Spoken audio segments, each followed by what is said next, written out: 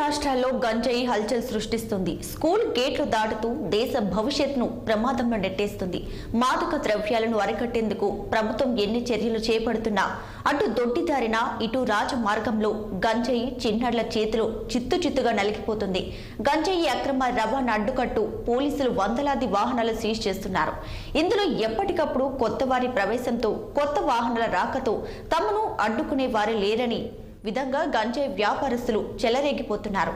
ఆంధ్ర ఒరిస్సా బోర్డర్లో గిరిజనుల సహాయంతో గంజాయిని పండిస్తూ పలు అక్రమ మార్గాల ద్వారా వాటిని నగరాలకు తరలిస్తున్నారు గంజాయి వ్యాపారస్తులు.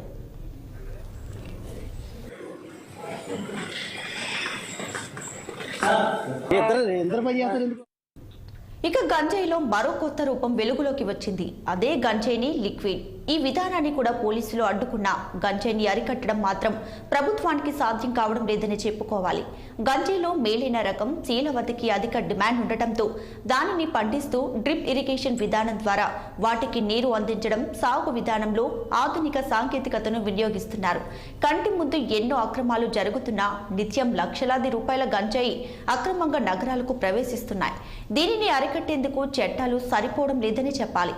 చిన్నారులను ఈ మత్తు నుండి రక్షించుకోవాల్సిన బాధ్యత సమాజంపై ఉంది.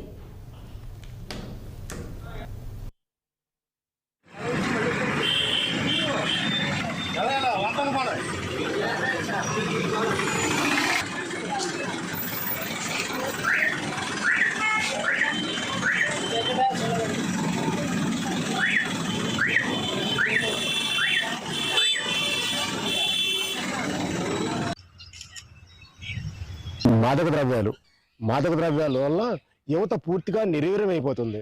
ప్రస్తుతం అయితే కనుక భారతదేశంలో పలు చోట్ల యువత మాదక ద్రవ్యాలకు అలవాటు పడి తమ జీవితాన్ని నాశనం చేసుకుంటున్న దాఖలాలు ఎన్నో కనిపిస్తున్నాయి. పోలీసులు కూడా పలు తనిఖీల్లో ఈ మాదక ద్రవ్యాలను పట్టుకుంటున్న తీరు చూస్తే కనుక మన దేశ భవిష్యత్తు ఏమైపోతుందనే ఆందోళన మనకు స్పష్టంగానే కనిపిస్తుంది. ముఖ్యంగా గతంలో అయితే నగరాల్లో హెరాయిన్, ఓపియం ఇటువంటి ఉండేవి. ప్రస్తుతం వీటన్నిటిని అధిగమించి ఈ మాదక ద్రవ్యాల గంజాయి రాజ్యాలు వెళ్తుందని చెప్పాలి. ఎందుకంటే ఇది పండించే గంజాయి కానీ గంజాయిలో శీలవతి అనే రకం చాలా విలువైంది గాను, అలాగే యువతని మత్తులో ముత్తించే విధంగా ఉండడంతో చాలామంది ఇప్పుడు గంజాయినే వాడుతున్నారు. ఈ గంజాయి కూడా రవాణా అయ్యే విధానం ఎవరికైనా సరే అవాక్కు అనిపిస్తుంది. ఎందుకంటే దీన్ని లిక్విడ్ చేయడం దగ్గర నుంచి పౌడర్ చేసే విధానం, దీన్ని రవాణా చేసే విధానం పరికిస్తే కనుక నిజంగా ఎవరైనా అవాక్కు అవ్వాల్సిందే, ఆశ్చర్యపోవాల్సిందే.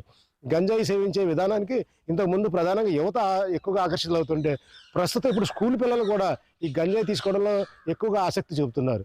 ఎందుకంటే గంజాయి తీసుకున్నంతసేపు వారికి అదొక అనుభూతి చెందడం, అలాగే తక్కువ ధరకు దొరుకుతుండడంతో పాటు చాలామంది గంజాయిని ఆకర్షిస్తున్నారు. గంజాయి ఎక్కువగా పండే ప్రాంతాల్లో ఒకసారి గమనిస్తే కనుక మనం ఈ మోతుగూడెం అంటే మన ఏజెన్సీ ఏరియాలో ఉండేది ఆంధ్ర ఒరిస్సా బోర్డర్ అంటారు, ఏఓబి. ఈ బోర్డర్లో వేలాది ఎకరాల్లో అంటే కొండ ప్రాంతాల్లో ఇవి ఎక్కువగా విరిగా పండుతాయి. గంజాయి శీలవతి రకాన్ని పండిస్తూ ఉంటారు. వాస్తవంగా ఈ రకం మనం చూసామంటే కనుక ఈ రైతువారి పద్ధతిలో ఈ గిరిజనులను అడ్డుపెట్టుకొని సాగు చేస్తున్న విధానం చూస్తే మాత్రం నిజంగా పోలీసులు ఎందుకు చర్యలు తీసుకెళ్ళిపోతున్నారన్న ఆవేదన మాత్రం మనకు కనిపిస్తుంది. ఈ కొండ చర్య ప్రాంతాల్లో పోలీసులు కంటికి కనిపించే విధంగానే ఉంటాయి. గిరిజనుల చేతిలో అత్యంత ఖరీదైన ఫోన్లు. ఇంకా చిత్రంగా చెప్పాలంటే ఈ గంజాయి మొక్క చాటునే టమోటా కానీ మిరప కానీ పండిస్తూ ఈ వాటి కూడా సాగు అయ్యి రైతులకు ఆధారంగా చూపెడుతూ ఉంటారు. గంజాయి మొక్కని పండించిన తర్వాత వాటిని కోసే విధానం కానీ ఎండబెట్టే విధానం కానీ అన్ని తర్వాత ఈ రవాణా చేసే విధానం చాలా ఆసక్తికరంగా ఉంటుంది. మనం చాలా సినిమాల్లో చూసినట్టుగానే రవాణా చేస్తూ ఉంటారు. ఆ రవాణాల్లో పట్టుబడే, ఎందుకంటే గంజాయి పట్టుబడింది అంటే ఎక్కడైనా సరే విభేదాల వల్ల మాత్రమే పట్టుబడుతుంది. లేకపోతే పోలీసులు వీరిని పట్టుకోవడం మాత్రం అసాధ్యం అని చెప్పాలి. ఎవడైనా సరే గిరిజనులు పండించడానికి వారికి అక్కడ ఉండే నివసించే ఏఓబి, మోతుగూడెం, చింతూరు పరిసర ప్రాంతాల్లో ప్రజలు ఆ ఏరియాలో నివాసం ఉంటూ ఎవరైతే గనక పండిస్తారో వాళ్ళకు ఒక నెల జీతమో లేకపోతే వాళ్ళకు ఇంత లక్షలాది రూపాయలు ఇవ్వడం వంటి చేస్తూ ఉంటారు. ఈ గిరిజనులు ప్రాణాలు తెగించి ఆ పంటలు నాశనం చేయడానికి ఎవరైనా పోలీసు బలగాలు వచ్చినా సరే ఎదురుదాడి దిగుతూ ఉంటారు. అందుకే పోలీసులు కూడా గమ్మున వారి జోలికి వెళ్ళరు. ఈ ఒరిస్సా నుంచి వచ్చే వ్యాపారస్తులు ఎవరి కంటికి కనబడకుండా మోటార్ల సాయంతో వీటికి నీళ్లు పంపింగే ఏర్పాటు చేసిన విధానం కూడా చాలా ఆసక్తికరంగానే కనిపిస్తుంది. ఎందుకంటే మనకి డ్రిప్ ఇరిగేషన్ పద్ధతి ఏ విధంగా ఉంటుందో వీటికి కూడా అదే విధానం చాలా చోట్ల మనకు కనిపిస్తూనే ఉంటుంది. గంజాయి సాగైన తర్వాత వాటిని కోసి ఎండబెట్టి లేదా లిక్విడ్ రూపంలో తయారు చేసిన తర్వాత వీటన్నిటిని తీసుకెళ్ళడానికి ఈ గిరిజనులని వాళ్ళు సాధకులుగా ఎంచుకుంటారు. ఒక్కొక్క అంటే ఎవరైతే ఎన్ని కేజీలు తీసుకెళ్ళగలరో, అంటే కావడి ద్వారా తీసుకెళ్తారా, కొండ మార్గాన చెక్ పోస్ట్ దాటించి అది కాకినాడ వరకు తీసుకురావాలా, వైజాగ్ వరకు తీసుకురావాలా, ఇలాంటి ఇక్కడి నుంచి మళ్ళీ వేరే ఏర్పాట్లు ఉంటాయి.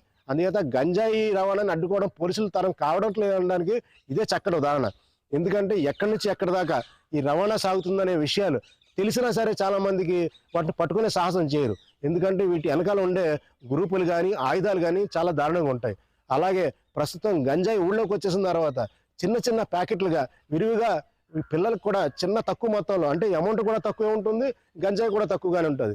అందుచేత పోలీసులు ఈ నగరాల్లో ఎంత తనిఖీలు చేసినా సరే ఎక్కడో అక్కడ గంజాయి కనిపిస్తూనే ఉంటుంది. ప్రస్తుతం అయితే కనుక పోలీసులు గంజాయి రహిత ప్రదేశాలుగా చేయాలని ఎంత ఆరాటపడుతున్నా సరే కానీ గంజాయిని నిర్మూలించడం వారి వల్ల అసాధ్యం అవుతుంది. గంజాయిని నిర్మూలించాలంటే కేవలం తల్లిదండ్రుల్లో పోలీసుల వల్లనే కాకుండా నిజంగా యువత కూడా పూనుకొని గంజాయిని తరిమి కొట్టాల్సిన బాధ్యత ఎంతైనా ఉంది. గంజాయిని నిర్మూలించకపోతే యువత పూర్తిగా నిర్వీర్యం అయిపోతుందనలో ఎటువంటి సందేహం లేదు. వీడియో జర్నలిస్ట్ చిన్నీతో నదీం ఖాన్ దురాని.